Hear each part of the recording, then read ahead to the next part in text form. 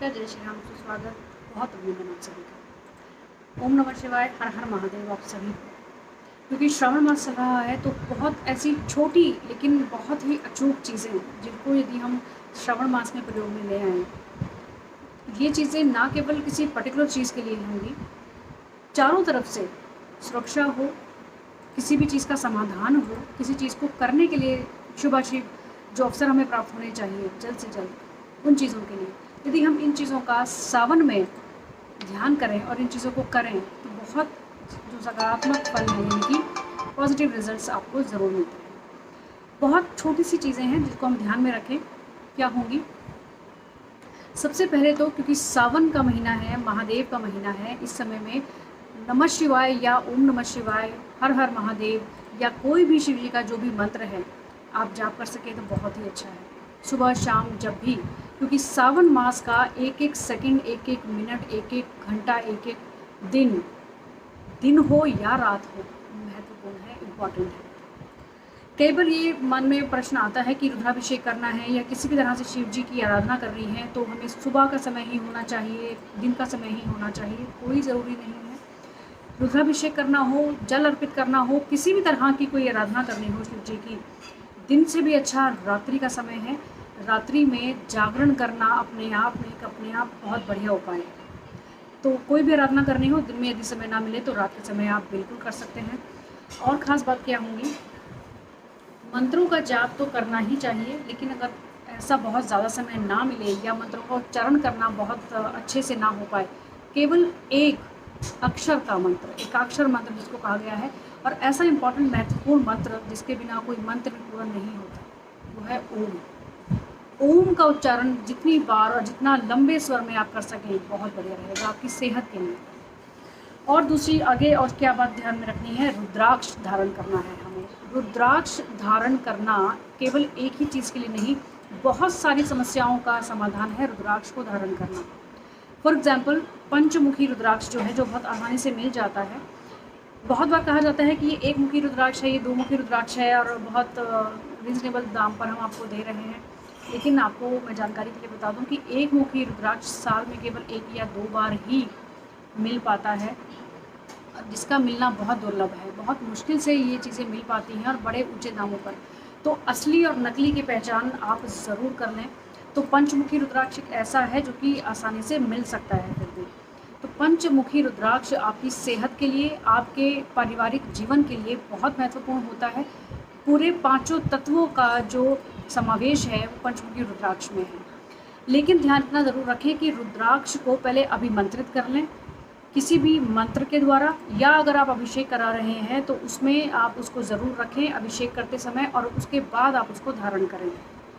इसी तरह से अगली और क्या चीज़ें होंगी, रुद्राष्टक का पाठ करना शुरू करें आप सावन के महीने से, और हो सके तो इसको आगे तक भी करते रहें, क्योंकि जब आपको अभ्यास हो जाएगा, जब प्रैक्टिस हो जाएगी उसको बोलने की, करने की, तो आपको केवल 5 मिनट लगने हैं रुद्राष्टक का पाठ करने में।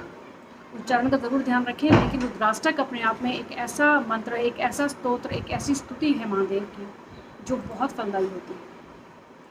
अगली चीज़ जो ध्यान रखनी है, यदि कुंडली के अंदर चंद्रमा कमज़ोर है, अब चंद्रमा कमज़ोर कैसे हो सकता है, नीच राशि में बैठे हैं, पाप कर्तरी में हैं, या पाप मध्यस्थ में है, यानी कि उनके दोनों ओर पाप ग्रह ही हैं, या अकेले बैठे हैं, यानी कि किमद्रुम योग में है, आगे पीछे भाव में कोई भी प्लैनेट ना हो, ना पाप ग्रह हो ना ही कोई शुभ ग्रह हो, तो इसको पाप कर्तरी दोष कहा जाता है, जो कि बड़ा कई बार नुकसानदायक हो जाता है अगर किसी भी शुभ ग्रह की दृष्टि चंद्रमा पर ना हो। ऐसे में बहुत तरह की दिक्कतें जीवन में आ जाती हैं, और जिस भाव के कारक अगर चंद्रमा हो तो उस भाव से खास तौर से संबंधित चीज़ों में दिक्कत आएगी। माँ के साथ संबंधों में या उनकी सेहत में प्रॉब्लम्स होनी शुरू हो जाएंगी, मन बेचैन रहना शुरू हो जाएगा, और अगर विष दोष बन जाए तो हमेशा ही हमें परेशानियाँ, चिंताएं ज़्यादा ना भी हों तब भी हमें चिंताओं की अनुभूति होती रहती है। तो जब भी हमारा चंद्रमा यदि कमज़ोर है तो ये बहुत तरह की दिक्कतें देता है। तो इसके लिए आपको सफ़ेद चीज़ों का दान सावन में खास तौर से, वैसे तो हर सोमवार को आप कर ही सकते हैं, लेकिन सावन जो मंथ है, जो सावन का महीना है, ये खास तौर से चंद्रमा के लिए विशेष उपायों का होता है। चंद्रमा, क्योंकि हम सभी जानते हैं महादेव जी के शीश पर विराजित है, चंद्रमा हमारा मन है, अगर इसकी कोई भी तरह से पीड़ा है तो सावन में विशेष आप उपाय चंद्रमा के ज़रूर करें। सफ़ेद चीज़ों का दान करना, सफ़ेद चंदन का प्रयोग करना, रुद्राक्ष धारण करना, ये सभी हमारे चारों ओर से सुरक्षा कवच का काम करते हैं। कुछ ऐसे वृक्ष हैं जिनका यदि हम सावन के महीने में प्रयोग कर लें या उनकी पूजा आराधना कर लें या अपने घरों में लगा लें, वो वृक्ष कौन से हैं? श्वेतार्क यानी कि श्वेत अर्क जिसको कहा जाता है, जिसको गणेश जी का प्रतिरूप माना जाता है, गणेश जी का अंश इसमें माना गया है। श्वेत अर्क यदि आपको कहीं पौधा मिल जाए, इसको आप अपने घर के आंगन में या कहीं भी बाहरी क्षेत्र में लगा सकते हैं। बिल्व वृक्ष जिसकी महत्ता, जिसका जो इम्पोर्टेंस जो है वो हम सभी जानते हैं, लक्ष्मी जी का रूप है बिल्व वृक्ष।